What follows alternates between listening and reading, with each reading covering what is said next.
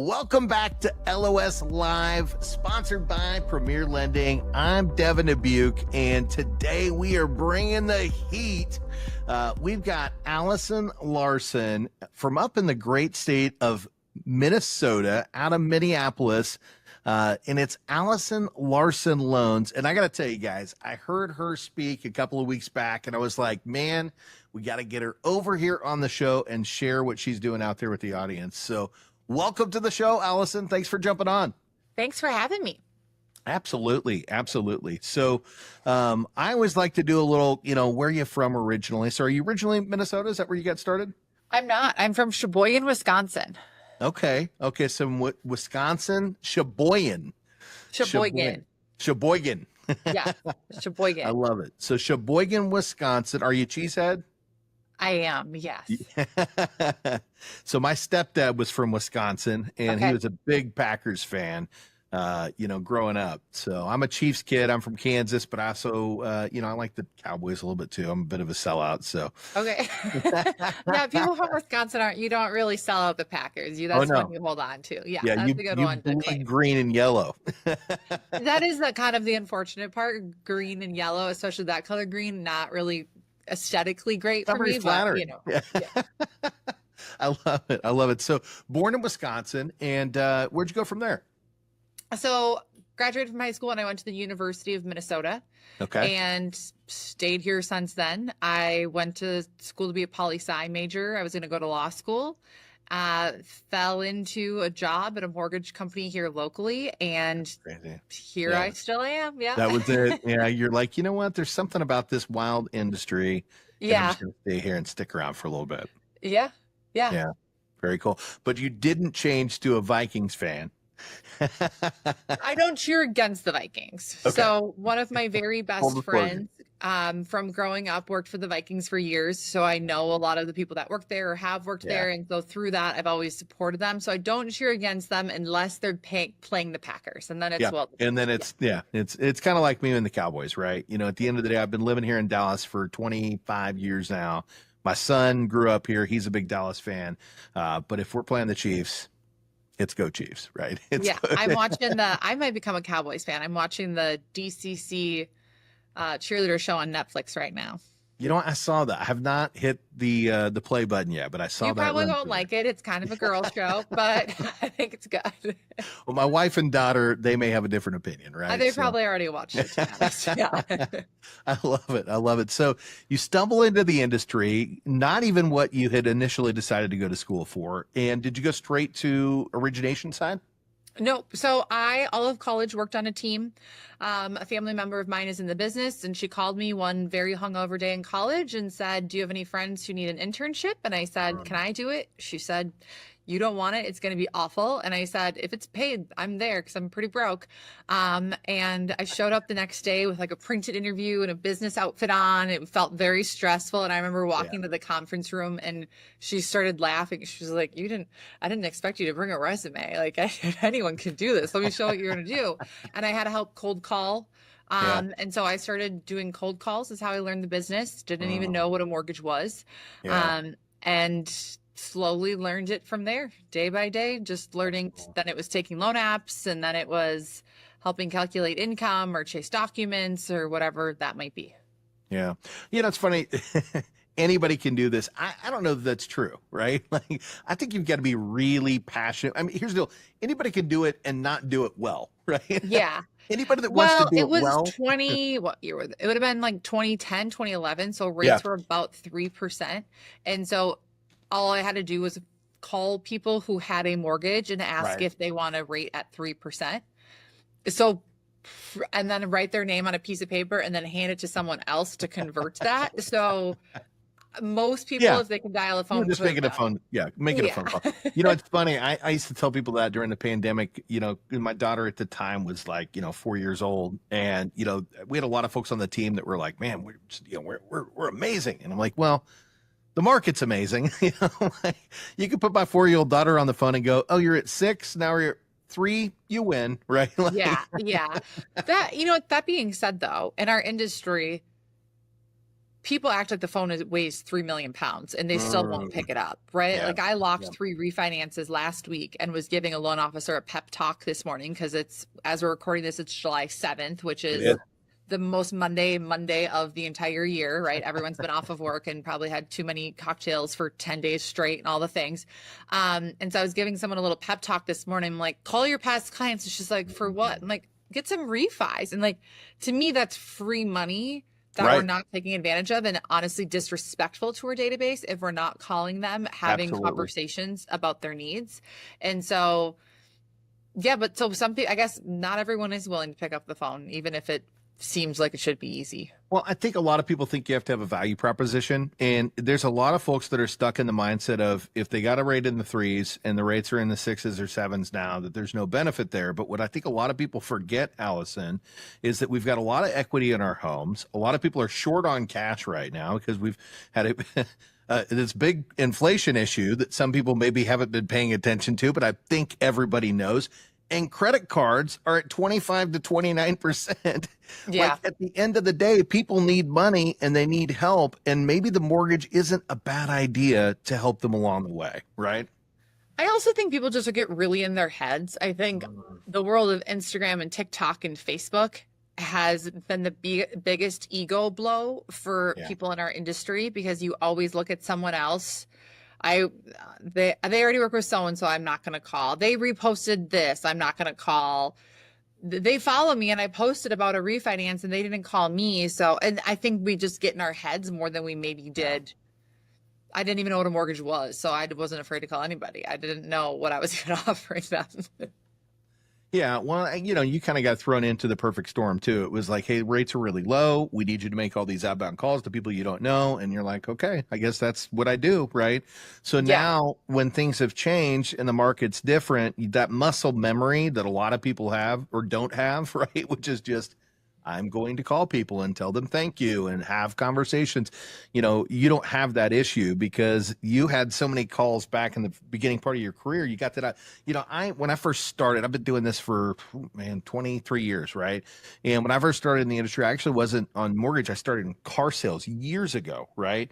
And having to get out on the lot at 8:00 in the morning, balloon the lot in a suit, and show cars in Texas heat, at 102 degrees when you open the car door, 120 degrees right inside that thing, and walk up to people we didn't know all day long who hated us and didn't want to talk to us.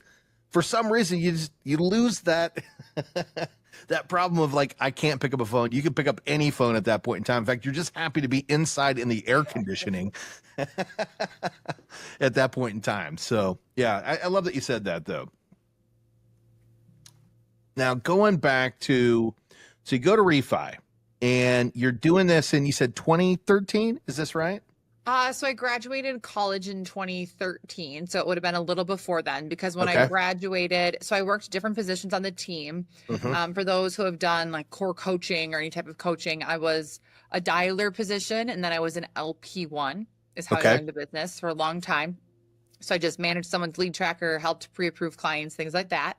Did some of the realtor communication as well. So when I went after dialing for refis, then I switched to dialing for dollars. Yep. Dialing for dollars for realtor appointments for someone else. Okay. And so then I graduated and actually partway through my senior year was a few months before graduation.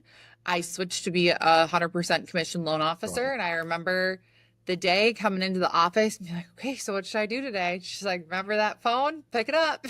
Yeah. You've got nothing to do. So all you're going to do is call. And I would sit in my office for 8 hours a day and just call people and try and book realtor appointments for myself. Yeah. My strategy was to meet with people first who didn't do any business because maybe they wouldn't sniff out that I didn't do any business either and that they're my first realtor. And then I quickly learned that wouldn't pay my bills in this 100% commission world. And so I had to pivot from there and really put myself in places where I could get introduced or connected with people who were actually doing business and figure out how to attack that type of realtor and not just the low hanging fruit that wants free coffee. Well, I love that you went there, and I have to ask you, right? Different market, obviously, but like if you were going back and doing that again and you're meeting with some of these higher profile agents for the first time and you're newer to the industry, How does that go? Like what do you do there? What's the So process look like? different time in life, yes, but I Yeah. still do it every single day. So the Yeah. hour before this call, I was doing all my calls. To Uh-huh. have it on my tracker, I did 26 dials before this. I set 2 realtor appointments with 2 top agents who I don't know. So it is Yeah. still what I do every single week. It is a little trickier now because they reschedule, and it's just different in this phase of life to get the people in and get the repetition in. You get busier, but I still do it all the time. And I think that's what I would tell someone who's just Yeah. starting out is no matter if it's now or 10 years from now, if you're going to be in this business at some point, you need to cut your teeth and you have to do the work. There's just no way That's it. around it. Yeah. And the best way through it, where it gets more fun, is when you get to go meet with realtors and do those calls and don't come back to an inbox full of problems because you've been able to grow yourself a team that can fix the problems while you're out meeting with the realtors. And that's when the business gets fun, is when you can actually leverage and grow and it's not all on your shoulders. And so Yeah. finding the path, the fastest way through that to where you Right. can build a team, I think is where it would be my recommendation. Well, I want to go back 'cause there's a lot of wise things that have been said here, right? And at the end of the day, I want to touch on just the initial cold calling, right? So, and maybe not so cold. Maybe you know who they are, but at the end of the day, you want to connect with them because you haven't been working with them, right? But at the end of the day, you got to do those. You got to make those outreaches and continue to add people to your book of business. And one thing I know about you, Allison, that a lot of our viewers may or may not know is that you already have a massive group of agents that you're working with. I've seen your report card. You've got some that you've gone really deep with and do a lot of business with. You've got others that you do a little bit of business with. But what you just said was, it doesn't matter how many agents that I have, I'm always looking to add new ones. I use a tracker. Okay, guys. And let me tell you something. Don't track because somebody tells you need to track. Track because you care about your business and you want to grow your business. If you don't know your roadmap and how you're going to get where you're going to be, if you can't measure your results, you're never going to show up. You're never going to arrive on time. You're just not going to get there, right? Like, So I you're know, tracking. literally, this was the sticky note I have on my computer. I know I need 16 leads a week, 8 pre-approvals, and 4 purchase agreements a week to hit my goals. And I'm Boom. down on leads because it was the 4th of July. So my butt's calling realtor appointments this week because Yeah. clearly I don't have enough realtors, and realtors are the fastest people to refer us business. So it's just, it's you just have to learn to love the game, and that's the game.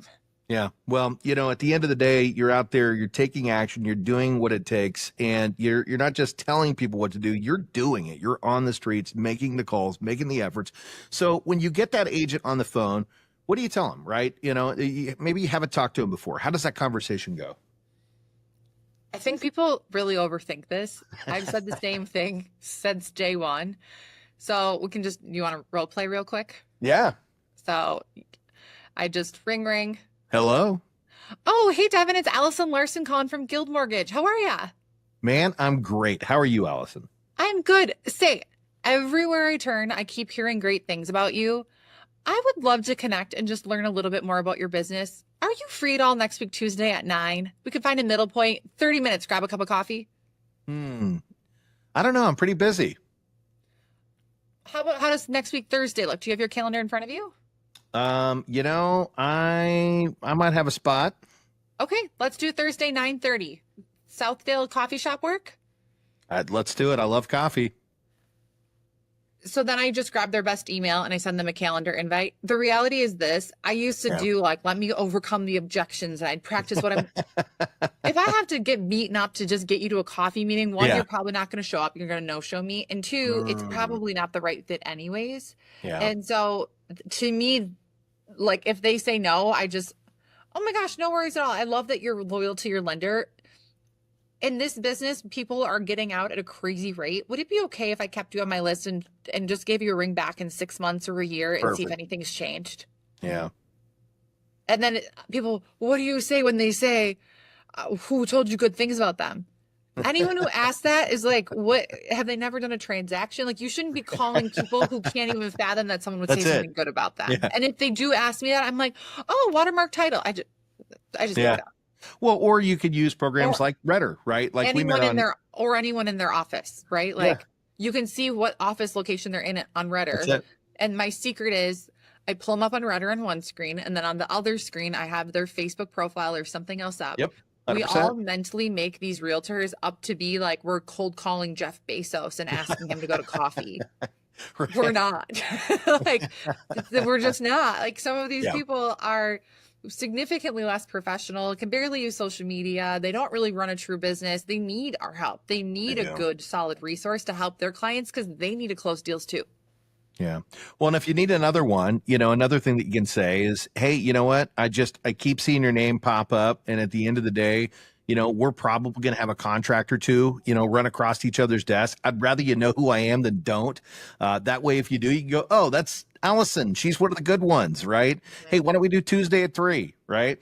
Yeah, Because at the end of the day, you're breaking the ice and you're talking about something that's really going to happen, because if you're in the market and you're working with professionals, they're going to see your contract. And wouldn't you prefer that they know who you are? absolutely. So they might Yeah. actually accept the contract, right? And now I oftentimes will warm cold calls are a little harder now just Yeah. because people don't answer a number because they think everything is spam. So Mm, now I typically do message with them a little bit on Instagram or I'll warm comment them or up. something. So that way when I call and they see my name, they're like, wait, I've seen that name before. That's it. I was literally just talking to our team about that this morning. So, this is something that we're doing a lot of is, social selling, right? Well, what is it doing? We're making ourselves known before we're known, right? Go in, like them, comment on something a few times, make sure it's not awkward. But people are really like I don't know if they're scared or if they just get in their head about it, but just even sending someone a DM, I don't Mm, waste a lot of time on likes and comments. I just, beautiful listing. How'd you get it? yeah. Is social media working for you? Is that where you get a lot of your clients? Do you hate it? Anything I can think of to strike up a conversation, I just go with. And I have kind of like the same couple of questions. That's what I use every single time. Well, full disclosure, and you know this, Allison, that's how I got you on the podcast. I Yes. pinged Yeah. you on Yeah. social media. I sent you a DM and said, hey, I love what you're doing and I'd love to have a conversation with you. And guess what? Now here we are talking about it and we're educating folks out there that need to hear this kind of stuff. And that's why I brought you on, right? Yeah. Because I heard you talk about it before and I'm like, man, let's just tell more people. Let's Yeah. let the secret that's not so It works. secret out of the It's bag. not so secret. It's pretty basic. Yeah. So it goes back to this. This was the other thing that you said that I really loved. And not everybody's going to go this route because a lot of people, they want to dive in, they want the fame and fortune, they went right out of the starting gate. But you started in on the lower positioning, right, inside of the company, and you went through a couple of different roles. And I would have a pretty strong suspicion that you learned quite a bit by doing that made you really qualified when you stepped out on the streets. Would you say that that helped or hurt you? I would say it definitely helped me. I was nervous there's different types of loan officers. There's a lot of okay, so if you're listening to this and you're a younger loan officer out there and you're like, but I don't want to take a step back to take 5 steps forward, go sign up for Zinix training. I'm sure there's others too, but that's a really good one. Go get training, learn how to do a mortgage so that you feel confident and comfortable going to speak to someone about it, but don't let it create your existence. Remember, the people who you're going to meet with, they don't do mortgages. So if you can't calculate self-employed income, they don't like smell that on you when you're buying coffee, right? And so I still really can't do self-employed income, and I wouldn't need to because most companies have a deal desk or loan beam Or or a blueprint? Yeah, pre-underwrite, exactly. whatever, like Not any ask of it. someone for help. But not like how many self-employed people do you really get a year? And people get so in their head about their lack of skill set. So Right. if you are in that position, you don't need to take steps back, but invest in yourself to learn and Thank grow you. and take the MGAC self-employed income classes and things That's like it. that. Figure it There's out. always places to get that information. And, at the end of the day, if you're listening to this podcast, this is another great place to find things, right? A lot of the times when I want to find something or figure something out, I'm Google searching it, I'm watching a podcast, and I'm learning about it real time, and I'm putting it to action immediately. Because if you don't put something to action, it's just a great idea. Once you take an idea and put it to action, it becomes a process, and that's where dreams are made.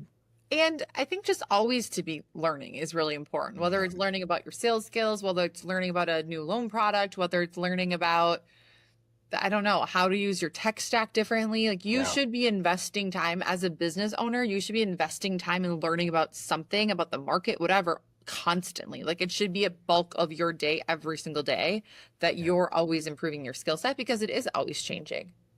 Well, you just said something really smart. You said, as a business owner. Now, let me ask you a quick question. I know that you have a team, and I know that you work as a mortgage lender. Do you own the mortgage company? I do not, but I would say any person whose name is on a 1003 as a loan officer needs to think of themselves as a business owner. Yeah. I coach for growth only coaching.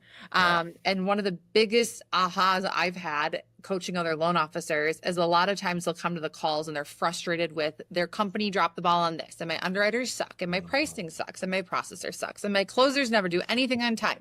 Never heard And that it's before. weird because everyone has the same complaints. And I know plenty of other people at these same companies who crush it and don't have Yeah. these complaints.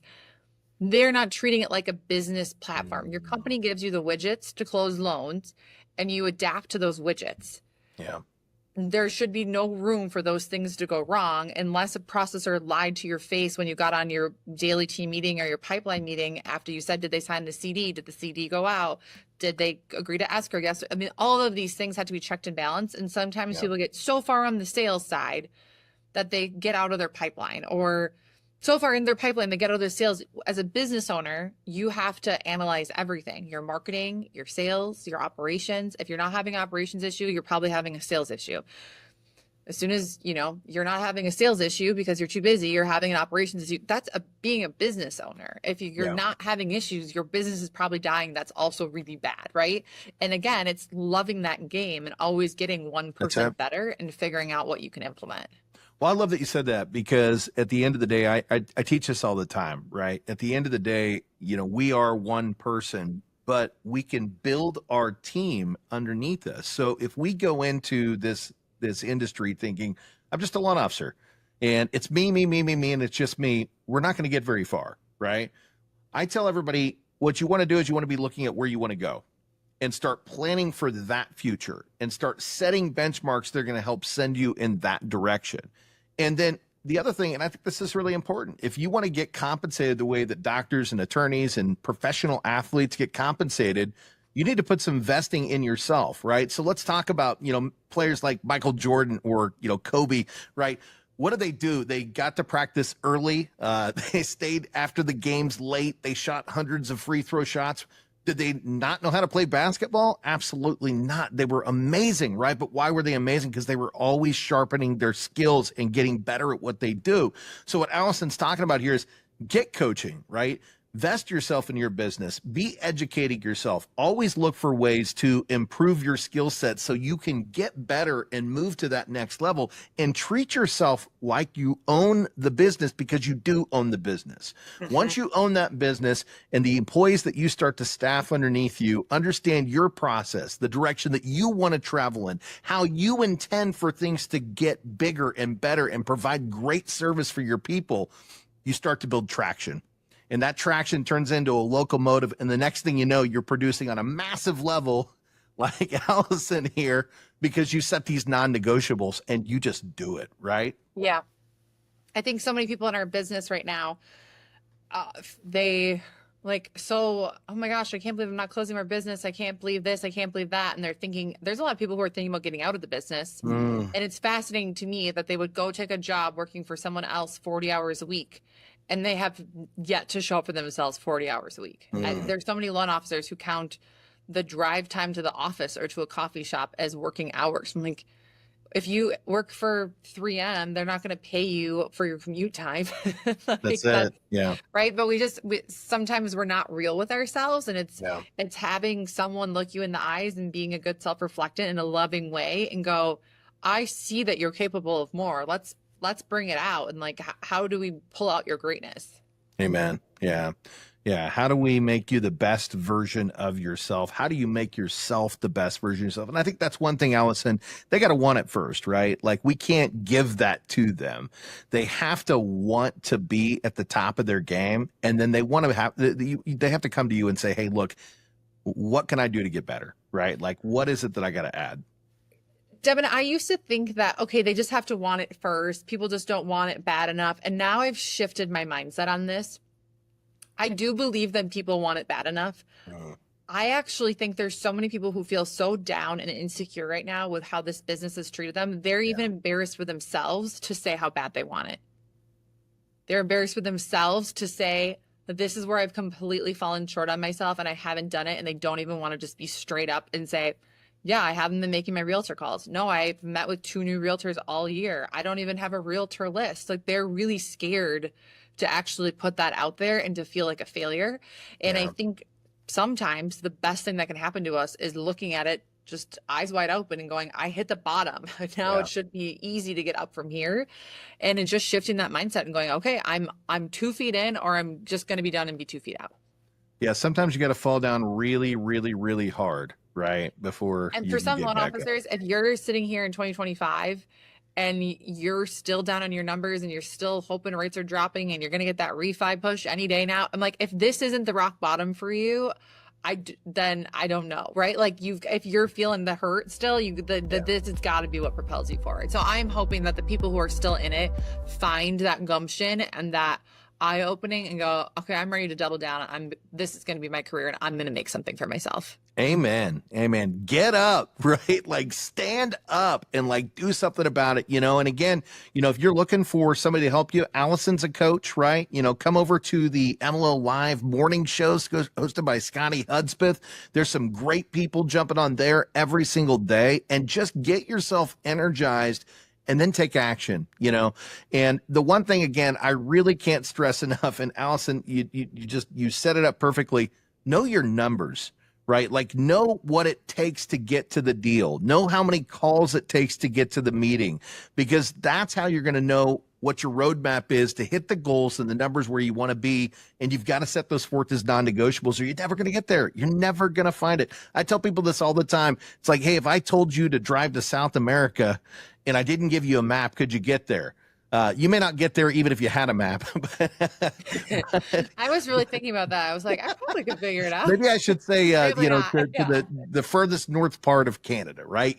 Could you get up there? Yeah, maybe. You're just going to start heading north. But if you have a map, you're going to get there a lot faster with a lot less headaches and roadblocks, right? So.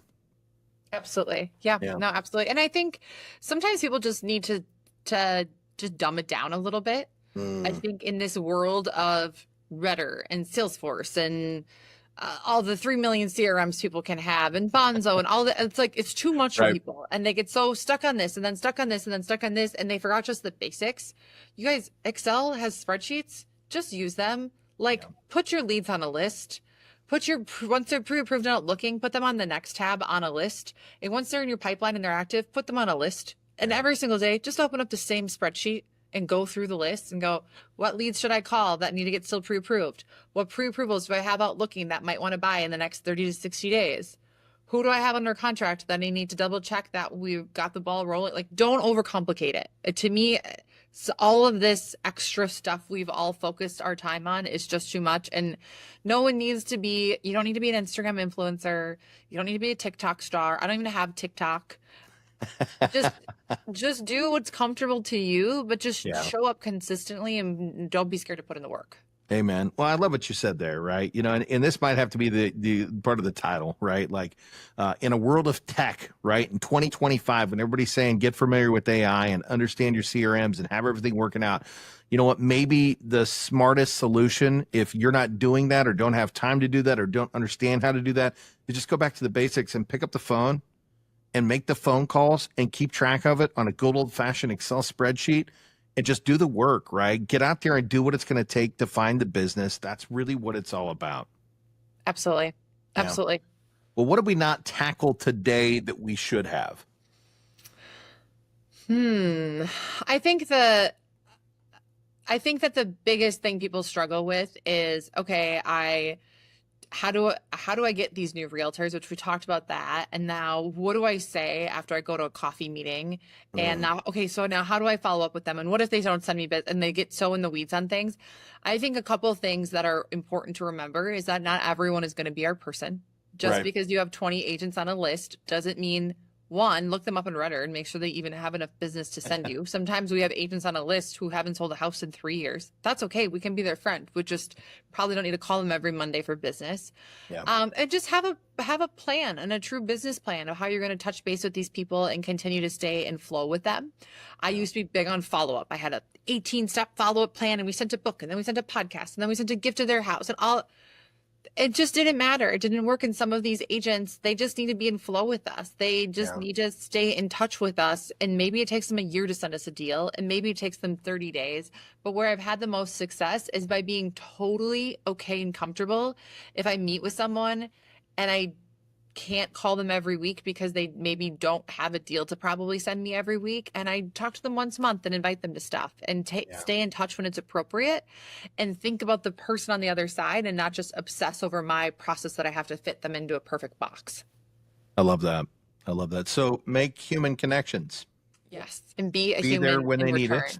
Yeah. It's interesting. I just saw something about how with everything and all the AI stuff that in the next 5 years, human connection will be the only thing that moves the ball forward, because everyone will know that if you received an email, AI probably wrote it. If it was posted on Facebook or social media and it's like nicely scripted, AI wrote it, right? All automated text AI is sending. Now Yeah. there's whole systems where it can read your previous communication and your Salesforce and everything like that. And if a client emails you something, you can go to your drafts and see what AI suggests you type. And when I look at it, I'm like, yeah, that's a million times better than anything. Why would I not hit send on this? This is better Right. than what I would have ever said. But Absolutely. people crave that human connection still. That's why they're choosing you. So remember what makes you special, what Yeah. makes you different. Maybe try and figure out what makes you special or different to start, and like be yourself. You don't have to be Yeah. me or anybody else. I love that. I love that. Yeah. At the end of the day, people want to connect with human beings, and we're still human beings, right? And there's nothing that the AI is going to do to change that. So, be there for the people when they need you, be real, use the AI for the things that it needs to be used for, right? But at the Yeah. end of the day, make sure you're doing your outreach, make sure you're getting face to face with people, being there for the events, inviting them out to learn with you, teach them some things that they can actually learn from you. And, the rest is going to follow. So, Yeah, well, great, absolutely. great stuff, Allison. Thank you so much for jumping on today. And when the folks out there want to find you, what states are you doing? I know you're in Minnesota, but Yep. where else are you working? I'm licensed in Minnesota and Wisconsin, maybe some other places, but that's a majority of what I do is That's where Minnesota and yeah, Wisconsin. that's where Yep. your fan base is, right? Yep. And you can find me on Yep. Instagram at Allison Larson Loans, or on Facebook, Allison Larson. I do, if you are on my Instagram bio, I do a newsletter to loan officers, or you can just DM me and say you want to get my tips, and I'll do a monthly training that I just send out to loan officers to stay in touch. If it wasn't for other people training me and teaching me the business and giving me some light at the end of the tunnel of how to do that, I wouldn't be where I am. So I'm eternally grateful and always trying to give back on that, which is why I became a coach as well with growth It's only coaching. awesome. Yeah. Well, go down. If you didn't have time to write that down, go down to the description, or it should be running across the screen right there. And make sure that you subscribe, maybe, like her page. And, at the end of the day, I do suggest following. She puts out a lot of great content, right? And that's whether you're a loan officer, a real estate agent, right? Or a client that's also looking for great advice. Allison is the go-to, and that's why I wanted to bring her on the show. So thank you so much for joining on today. And again, guys, I told you there's a reason why I brought her on today. So thanks again, Allison, and maybe we can get you back for a repeat sometime. Awesome. Thanks, Devin. Absolutely. Well, guys, this is LOS Live, and we're going to keep bringing back great guests like Allison. So make sure that you subscribe, like, comment, forward it out to somebody that needs to hear it today. Until the next time, we'll see you then.